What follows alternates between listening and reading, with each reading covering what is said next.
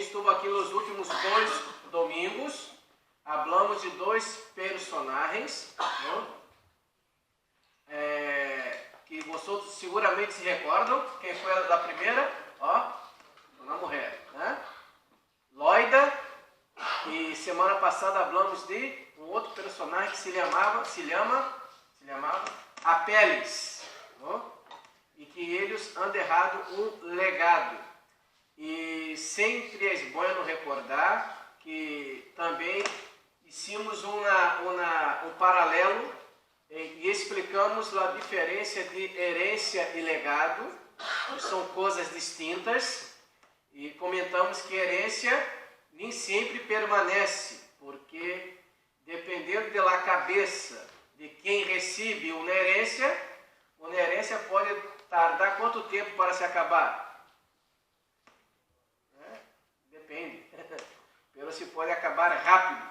E um legado é algo que derramos em alguém. E herências que é o que derramos para uma outra pessoa.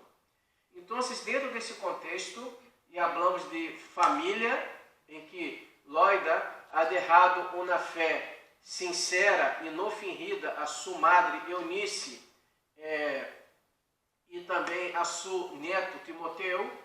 Domingo passado falamos de um personagem que se chamava Apeles, que foi aprovado em Cristo. Esta foi seu legado, de ser reconhecido como uma pessoa aprovada.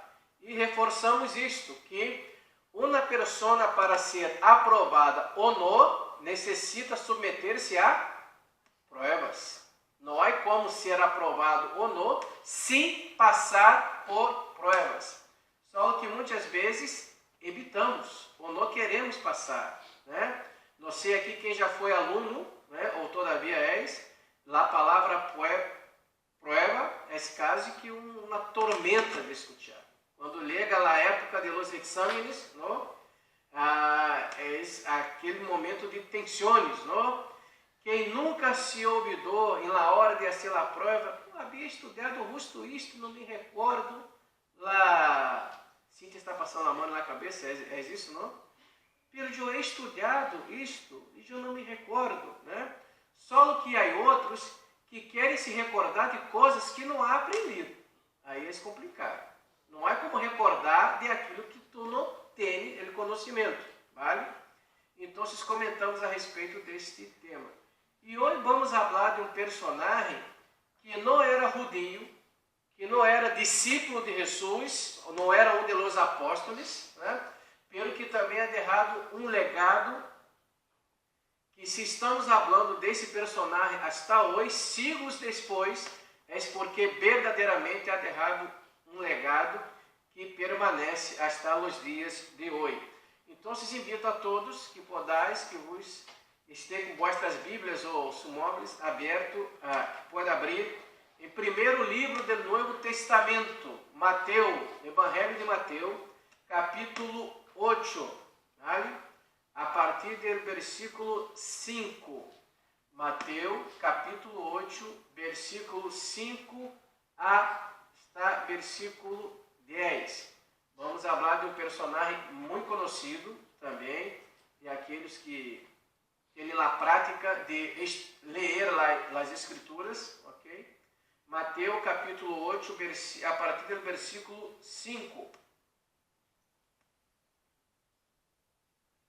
Aqui é um título: Jesus sana ao servo de um centurião. Isto? Mateus capítulo 8, a partir do versículo 5 até o versículo 10. Assim está escrita a boa palavra do Senhor. Entrando Jesus em Capernaum, vino a ele um centurião, rogar, clamar, pedir com ímpeto, e dizendo: Senhor, me criado, algumas versões, me servo, né? Algumas mais atuais, me empregado, está postrado em casa, paralítico, gravemente atormentado. E Jesus lhe disse: Eu irei e lhe sanarei. Assim, direto, ao ponto. Né? E Jesus lhe dijo, eu irei e lhe sanarei. Respondeu o centurião e disse, Senhor, não sou digno de que entres barro mi techo, solamente di la palavra, e mi criado sanará. Versículo 9.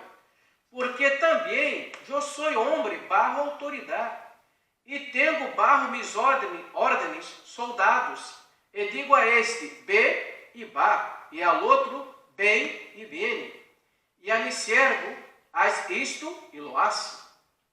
Ao oírlo Jesus, se maravilhou, e digo a los que seguiam, de certo os digo que nenhum em Israel é hallado tanta fé.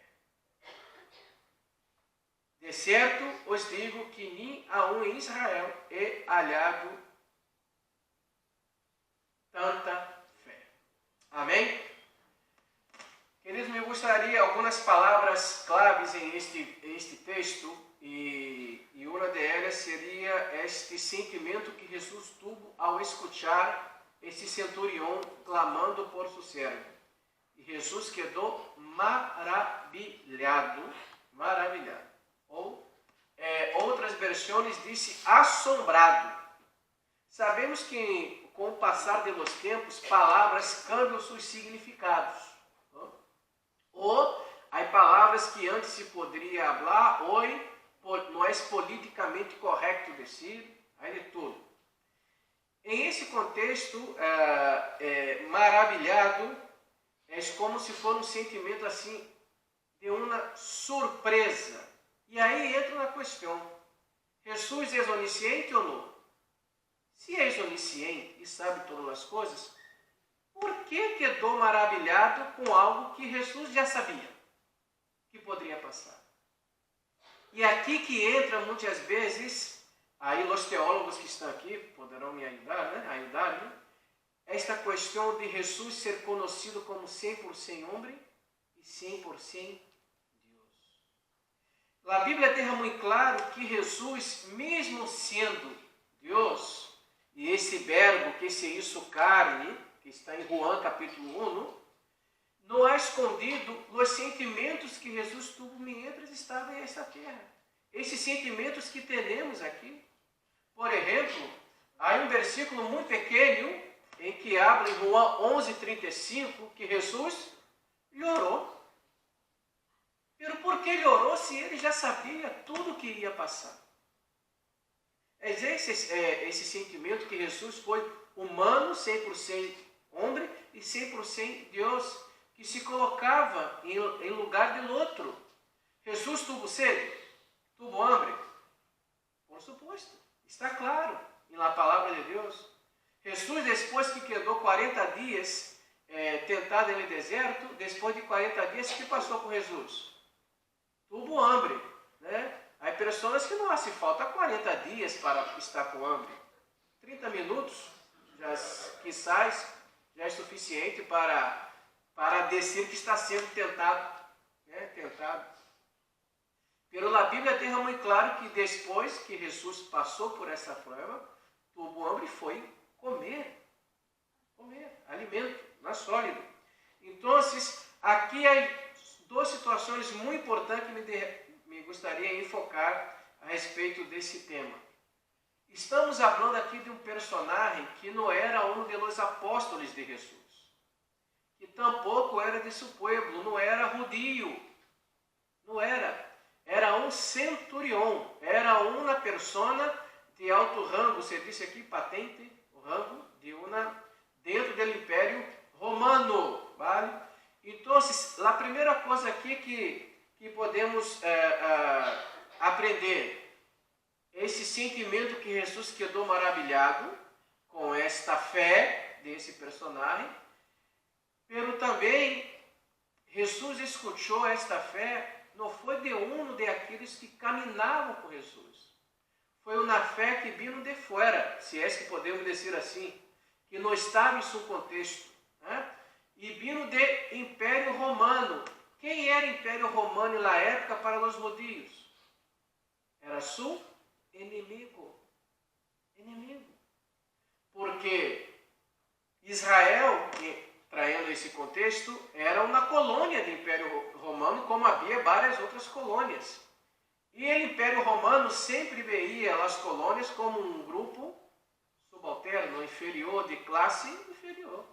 Então, por que para os judeus o Império Romano era seu inimigo? Porque era um Estado opressor, que venia para cobrar impostos, para imponer isto ou aquilo, regras e mais regras. Então, não havia esta relação, não estou falando de 100%, pero podemos dizer sim que eram considerados inimigos, porque tinham características muito distintas. E quem foi falar com Jesus foi na autoridade, uma pessoa que tinha muito a perder em falar com Jesus, porque em esta época Jesus já era conhecido como uma pessoa que estava criando problemas. E o Império Romano, se essa uma coisa que não lhe gostava, era ter que lidar com problemas e discussões, né? Sempre imponendo as coisas. Então, Jesus quedou maravilhado com esta autoridade de chegar hasta ele para solicitar uma ajuda. E dentro desse contexto, hasta aqui, que podemos dizer de este centurião? Qual foi seu legado? Seu legado foi de fé e compaixão. Por que fé? Porque foi falar com Jesus. Foi a seu encontro, né? Buscou ter um encontro personal com ele. E por que compaixão? Porque esse centurião não foi pedir nada para ele. Ele foi pedir a Jesus para que pudesse ajudar a um criado, a um servo, não? Então, o que é a compaixão, né? Por isso que é se poner em lugar do outro, né? Então, a fé, e esse é o legado desse centurião, porque tinha fé, e a compaixão porque foi pedir ajuda para uma outra pessoa. Então, dentro desse contexto de legado, né, podemos dizer que sua fé e compaixão é capaz de sentir o dolor do próximo. Queridos, este ano já completo 16 anos de ministério pastoral. Eu estou acostumado a ver famílias, madres, padres, pessoas que oram e que buscam uma cura ou uma solução a Deus para ajudar a um filho, ajudar a padre, a esposo, amigos, pero não é comum pedir a Deus ajuda para uma pessoa que seria, dentro daquele contexto, um empregado. Empregado ou criado é o eufemismo, porque, na verdade, eles eram escravos. Não é comum, porque escravo, em aquele contexto, era estar uma pessoa descartável. Se já não serve mais, há outros. Porque até mesmo para um escravo, que é dar escravo só para um senhorio, é muito melhor que viver nas calles, em aquele contexto.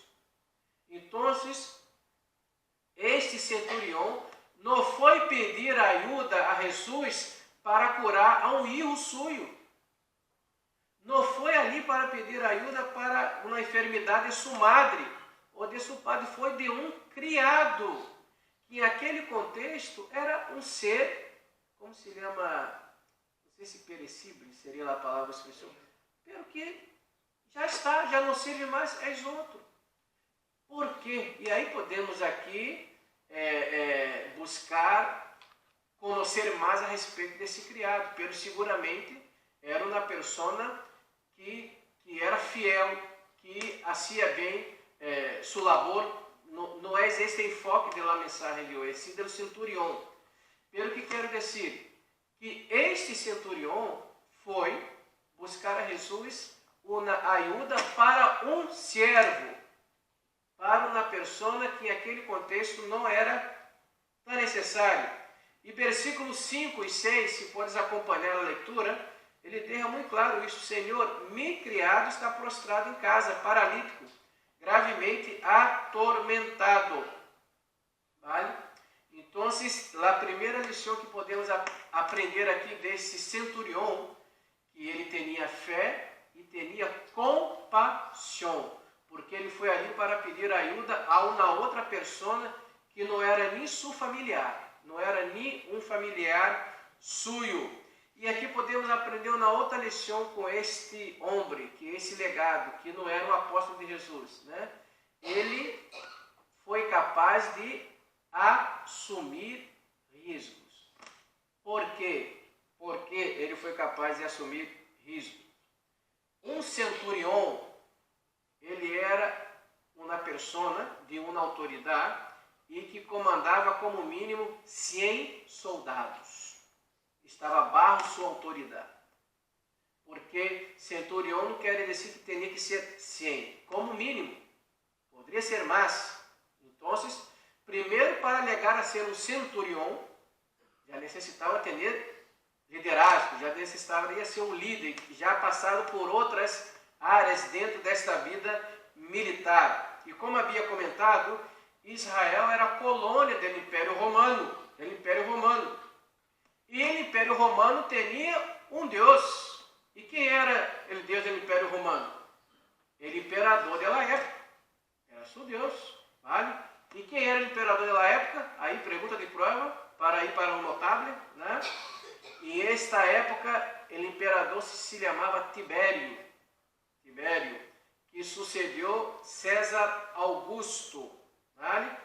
E dentro desta hierarquia, Tibério era imperador e havia um governador provincial, que se chamava Pôncio Pilatos, que era aquele contexto ali. Então foi em esta época que passaram essas coisas aqui, né? E Tibério, né? E se alguém me perguntar se esse imperador foi bueno ou malo, eu não conosco nenhum bueno. Então eu não sei dizer em que grado, né? Uns mais ou menos, toda sua história. Houve alguns que foram sanguinários, seria dizer essa expressão. Pero existe. O enfoque aqui não é a história, pero dizer que na época de Tibério, de 14 a 37 depois de Cristo, ele governava, vale? E por que esse centurião foi assumiu riscos, falar com Jesus? Porque ele poderia, incluso, perder sua função de centurião. Porque para o Império Romano, os judeus também é uma classe inferior. Jesus já era conhecido com algumas expressões em aquela época em que antes de Abraão já existia. Imagina, dizer isto, não? Em aquele contexto, né? Em João 14, versículo 9, por exemplo, vai dizer que quem vê a mim, vê ao Padre, se colocava como Deus, e isso já criava problema para o Império Romano e também para os próprios escribas e fariseus e povo da época. Então, era um perturbador. Não sei se pode usar essa expressão aqui. Sam, você pode ajudar com esse microfone ali? Já que esse daqui. Não, está mais sério. Então, um centurião que representava o Império. Não, esse pode ser esse. Que esse estava funcionando bem antes. Aí já quedamos com esse como adorno. Olá? Melhor? Agora só não poderei usar uma mão. Então, queridos, João 14:9 vai dizer que ele que me vê visto a mim, a vista o Padre. Jesus dizia em João 10:30 que eu e o Padre uno somos. Então, esse centurião ir a buscar ajuda a Jesus já era um problema. Estava correndo riscos.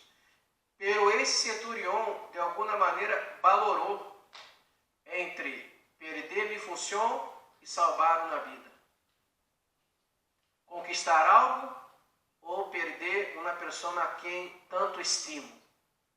Foram decisões que seguramente esse centurião teve que valorar. Quizás alguns que viviam ao seu redor diziam, mira, cuidado, não basta ele. Tu tens recursos, procura, busca os médicos, os melhores fármacos daquele contexto, mas não basta Jesus.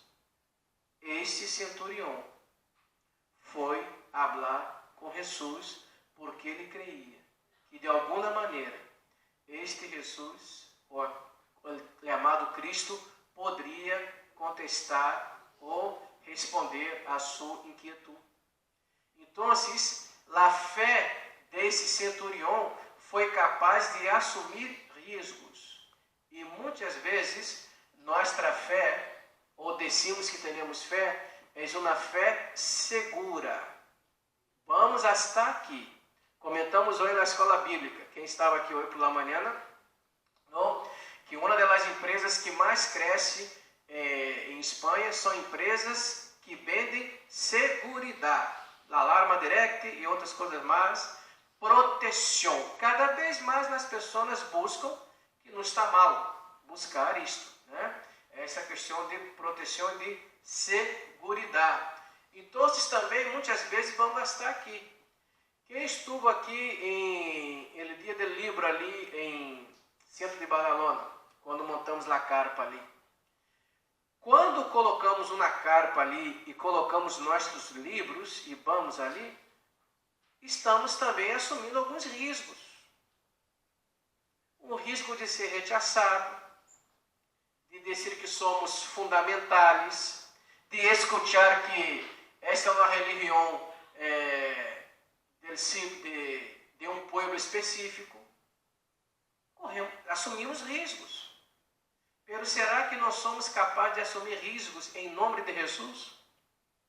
Este centurião, que não tinha a mesma religião de los demás, que era romano, mas de alguma maneira ele já conhecia aquele povo.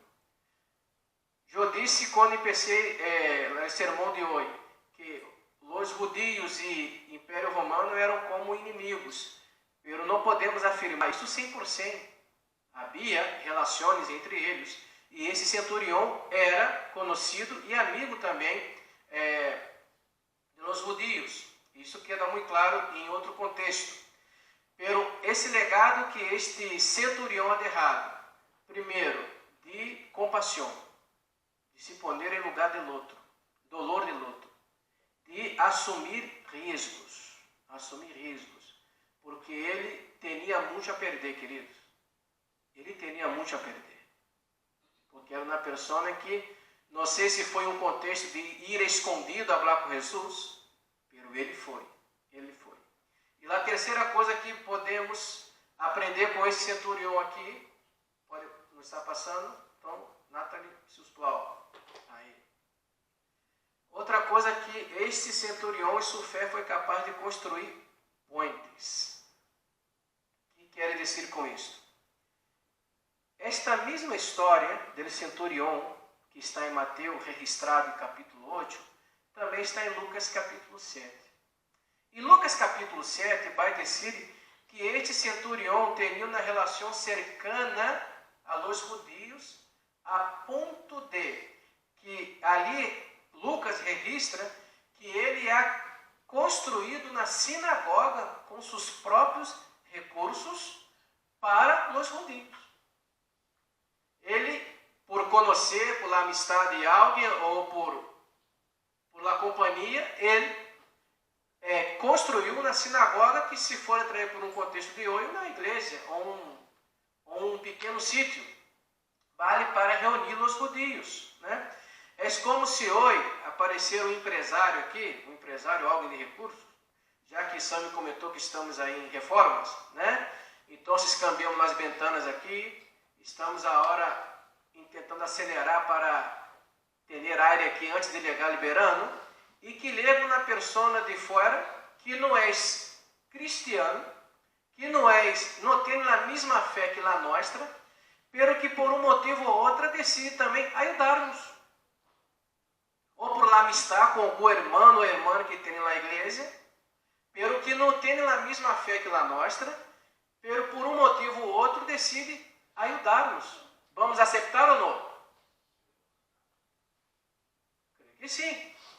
Pero o que passou aqui foi isto. Este centurião não professava a mesma fé dos judeus, pero ele regalou uma sinagoga para os judeus congregar. Era um cidadão que construía pontes, e não muros, e não bloqueios. Ele tentava atender uma relação cercana aos judeus. Por isso ele foi capaz, né, de criar pontes como essa sinagoga, vale? E aqui, queridos, uma das coisas que aprendemos também com este cidadão, hablamos que ele era um centurião, era romano, tuvo fé e compaixão, tá? De se poner em lugar do outro, do próximo, também de assumir riscos, de construir pontes, né? Mesmo não praticando o judaísmo, podemos aqui dizer muito claro que a fé de uma pessoa em Deus independe de que classe ele pertence. É decir, nós outros aqui somos evangélicos, né? Somos conhecidos como evangélicos, como denominação bautista, né? E que temos nossa Bíblia como regra de fé e prática. Pero eu não posso cerrar e dizer que só quem tem fé são evangélicos e bautistas. Isso eu não posso. Seria quase que uma heresia, não sei se seria essa a melhor expressão, porque fé é algo personal. Às vezes temos fé e colocamos fé em coisas equivocadas também. Tá? Há nos Salmos, por exemplo, que diz que muitos se fiam em coches, em cavalos, em outras coisas. Eu coloco minha esperança em Deus que me fortalece. Pero é a fé. Quem aqui, os poucos que é aqui, que são de meu país de cuna, sabe que quando tem a noite berra, 31 de dezembro para 1 de janeiro, há muitas pessoas que seguem a uma certa religião, se é que podemos dizer assim. Eles vão à praia oferecer ofrendas, não sei como se chama, flores ou coisas para a deusa del mar. Que nem me recordo o nome dessa deusa ali. E muitos ali, eles se vestem de branco, todo de branco, é um ritual, ou colocam barcos pequenos e tudo para levar, para que eles venham como se chama, proteger, ser uma segurança para os navegantes. Vale? E muitos ali fazem isto com fé. Dentro de nosso contexto, é uma fé equivocada. É uma fé em coisas, em objetos. Como falamos aqui do Salmo 91, não é, amigo? Que há muitos que têm o Salmo 91 aberto lá em sua casa para que seja sua forma de proteção de sua casa. E, na verdade, não podemos trasladar nossa fé em coisas. Mas muitas pessoas colocam sua fé em algo equivocado. Tem fé.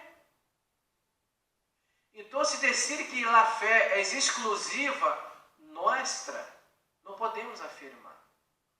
Não podemos afirmar. Pero onde está sua fé? Essa é a pergunta. Onde tu deposita sua esperança? Essa é a pergunta. Essa é a pergunta.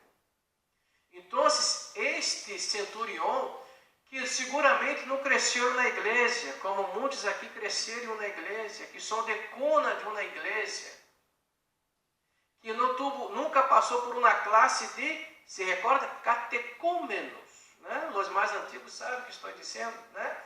A classe nunca, pero em alguma forma, em algum momento, esse centurião generou na fé capaz de buscar a persona correta, a resposta para sanar um servo que pertencia a ele. Então, esta fé não é algo exclusivo nosso. Juan 3, capítulo 8, que habla a respeito de Nicodemo, encontro com Jesus, se recordam? E que houve aquela pergunta que para nós outros hoje seria uma pergunta um pouco tonta. Pero como nascer de novo, volver ao ventre, à barriga? Essa é uma pergunta. Né? E Jesus até contestou para alguns ironicamente: tu és maestro em Israel, ele não sabe dessas coisas? E aí ele vem com uma resposta: Nicodemo, o vento sopra de onde quer. Não há como controlar. Então, queridos, quando Deus hace a obra, quando é seu propósito, independe se somos ou não de uma determinada igreja, de uma determinada religião, determinada denominação, porque o vento, e aqui se refere ao Espírito Santo, sopra onde quer. Tu não sabes de onde vem e nem para onde vai. E assim são todos aqueles nascidos em Espírito. E aí estamos em pleno século XXI, às vezes perdendo tempo criticando outras coisas, porque às vezes não estamos de acordo com eles em certas doutrinas, mas já paramos para pensar em la persona. Em como podemos ajudar essa pessoa e não somente criticar porque pensa distinto de nós outros, porque pensa diferente. Porque quizás alguns que aqui estão hoje também um dia perteneceu a outra religião, a outra denominação, ou não foi criado na igreja evangélica, e tu estás aqui, não porque és melhor que outro, pelo Espírito Santo te alcançou, e alabado seja Deus.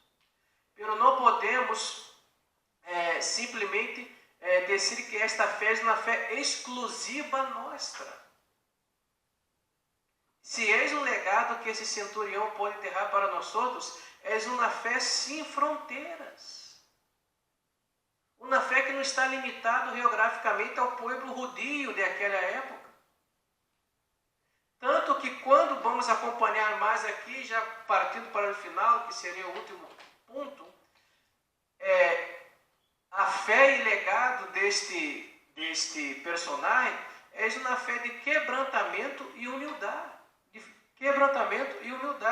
Podemos ver isso aí em versículos mais no fim, em que versículo 6, que ele diz: Senhor, meu criado é prostrado em casa, paralítico, gravemente atormentado. Qual foi a resposta de Jesus? Eu irei e lhe sanarei. Mira, já está. Se eu vim aqui para pedir ajuda a Jesus, Jesus disse: eu irei e sanarei. Se acabou a conversação, já é logrado, já consegui aquilo que vim a buscar. Sim, eu irei e lhe sanarei. Já está. Graças, Senhor. Acompanhe-me. Vamos até a nossa casa. Seria uma questão óbvia. Seria a lógica. Se eu vou pedir ajuda a uma pessoa e a pessoa não me contesta muitos detalhes, simplesmente, ok, vou contigo. Diga-me, como vamos? E já está. Ok, graças, vamos. Pero aqui que entra esta... Sabe quando uma pessoa não está criando, como se diz, criando um personagem? Porque ele era uma autoridade, irmãos. Ele estava acostumado a dar ordens e receber ordens também, porque ele era de alta patente, de alto ramo, mas não era mais alto. Ele estava acostumado com isso. Então, ele poderia parar aqui. Eu irei e lhe sanarei. Sou criado, vou contigo. E aqui entra um dos momentos que criou esse sentimento em Jesus de quedar assombrado e maravilhado por uma fé que não era de um dos suyos, que não conviveu dentro de seu povo, de sua igreja. Qual é a contestação do versículo 8 a respeito desta resposta de Jesus? que eu irei e lhe sanarei. Respondeu o centurião e disse: Senhor, ele não se considerava o quê? Digno. Um líder, uma autoridade, que seguramente estava acostumado a receber em sua casa pessoas de alto nível. Pessoas que ele estava acostumado a receber pessoas que usavam seguramente roupas de marca da época. Né? Qual era a roupa de marca da época? Hugo Boss, Lacoste, Gucci, Alfonso Domingues, outras coisas mais. Ele estava acostumado a receber pessoas de alto rango em sua casa, porque ele era um centurião. Ele estava acostumado a receber pessoas com propriedades, com recursos. E esta mesma pessoa que estava acostumada a receber pessoas desse alto nível, reconheceu que um filho de um carpinteiro, que usava muitas vezes roupas prestadas, com suas alparcas ou chanclas sujas, porque caminhava muito, Jesus, esta mesma pessoa que estava acostumada a receber várias outras pessoas de classes altas do Império Romano, reconheceu que eu não sou digno de receber em minha casa a ti, amado Cristo. Foi esta expressão, foi este sentimento que há deixado Jesus maravilhado, assombrado, porque a história desse centurião já era conhecida, que era amigo dos judeus, que havia criado na sinagoga. Jesus disse: eu irei e lhe sanarei. Já está arreglado o problema, arreglado o tema. Pelo versículo 8 disse, né, respondeu o centurião e disse: Senhor, não sou digno de que entres bajo mi techo. Solamente, Senhor, de uma palavra. Quantas vezes estamos colocando condições para seguir a Jesus? Se Jesus a ser isto, eu seguirei. Se eu conseguir aquele desejo, sonho que tanto tempo, aí sim, Jesus é real e eu vou seguir. Colocando ou imponendo coisas a seguir a Jesus. Esse cidadão que não cresceu na igreja como muitos de nós outros aqui, como o Joe, tudo na fé, que eu não sei se alcanço. Senhor, eu não sou digno de receber em minha casa.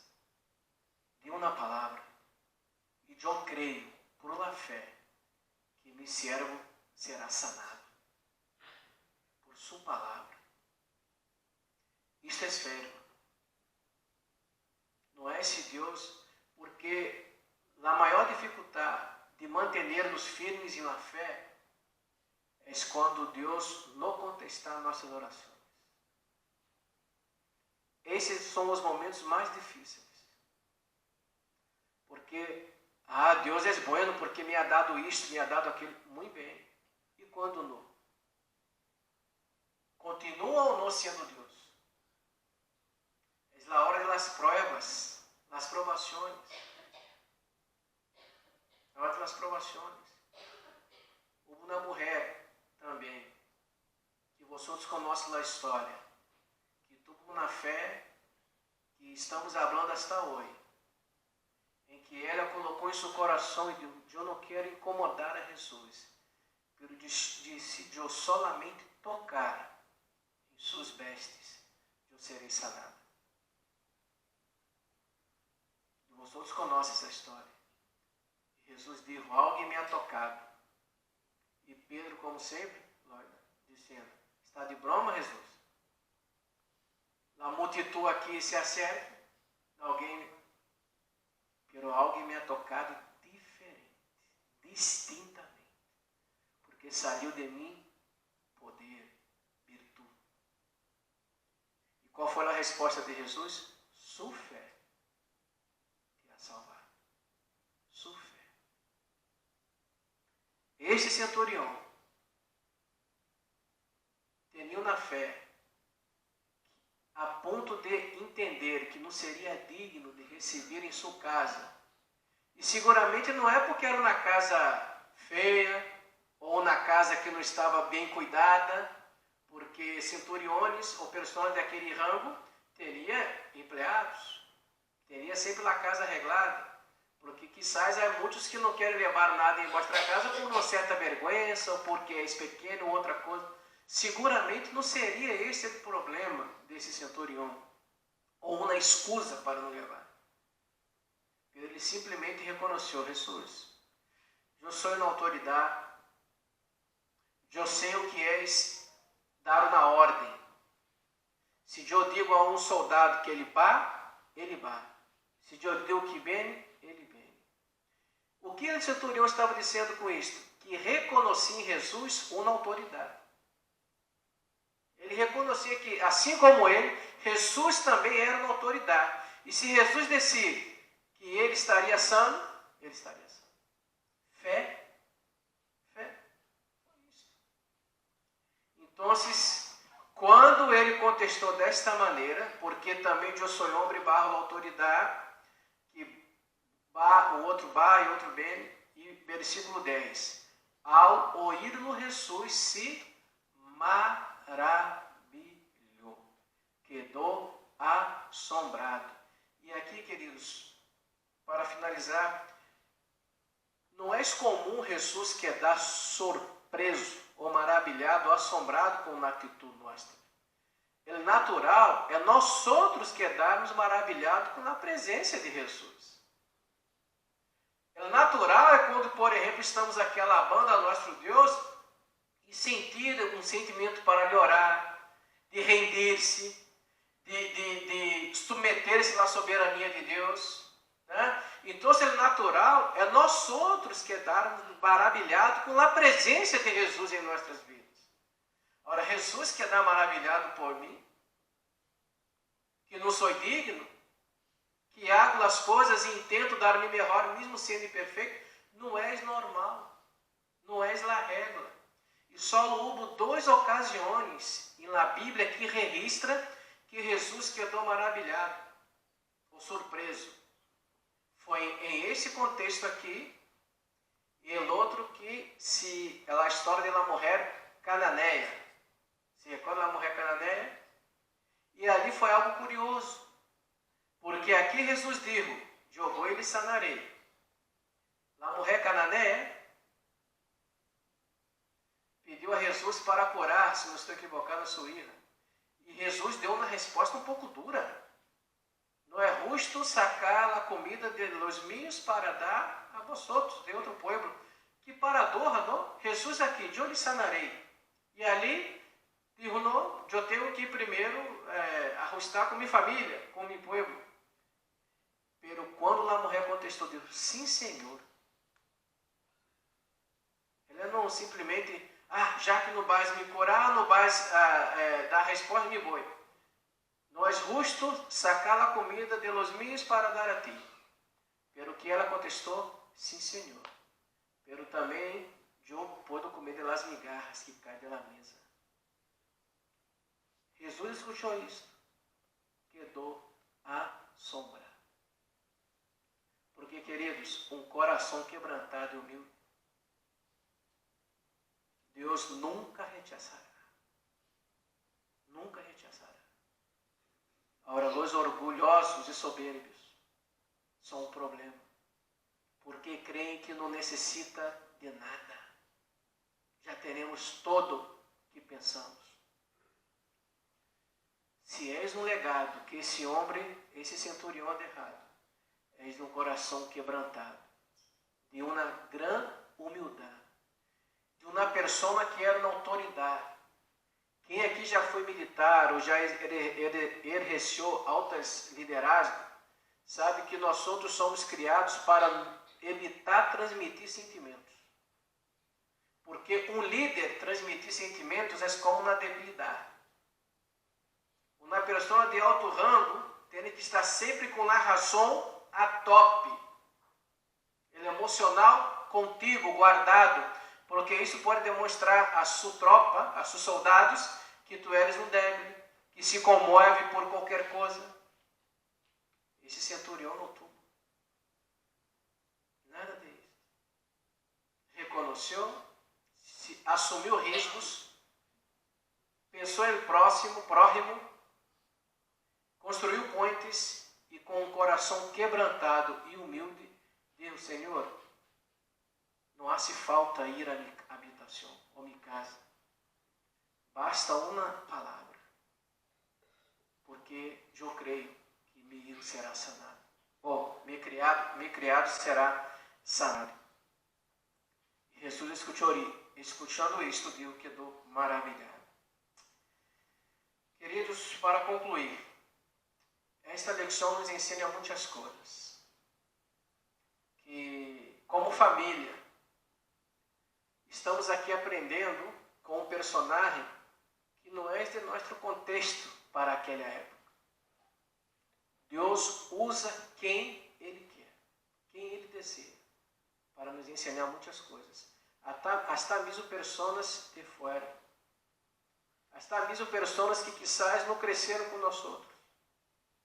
Por isso que antes de juzgar, vamos pensar em la persona e não em seus hechos. Os hechos são os hechos. Nós outros também nos equivocamos. Ou tu pensas que és melhor que o que não está aqui esta manhã?